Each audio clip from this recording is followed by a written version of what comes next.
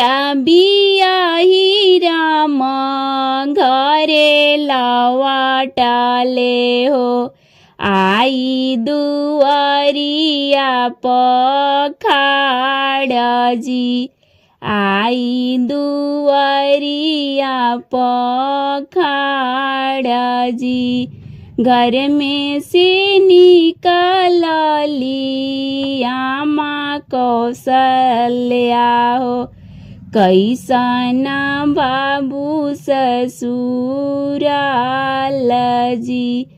कैसन बाबू ससुरालजी सासू के गुनयामा केतना बखानी हो सासू गंगा जल पानी जी सासू गंगा जल पानी जी साली से सरहज अधिका प्यारी हो बड़नी कयामा ससुरालजी बड़नी कयामा ससुरालजी नवा महीना बाबू कोखिया में ढोआनी हो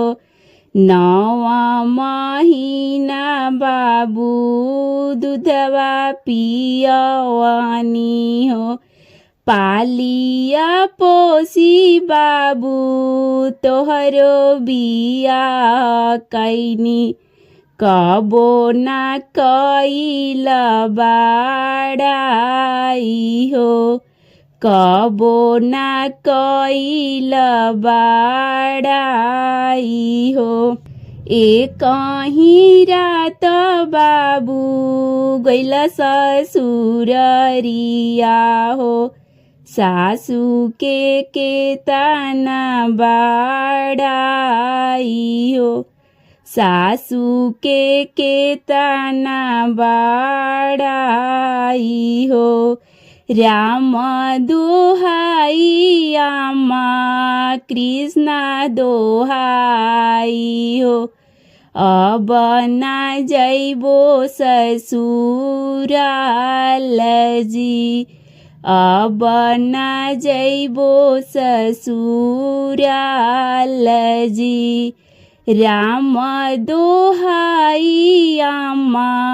कृष्ण दोहाई अब ना जैबो ससुरालजी अब ना जैबो ससुरालजी राम दोहाई बाबू कृष्ण दोहाई हो निके निके जइह बाबू निके चलिया हो।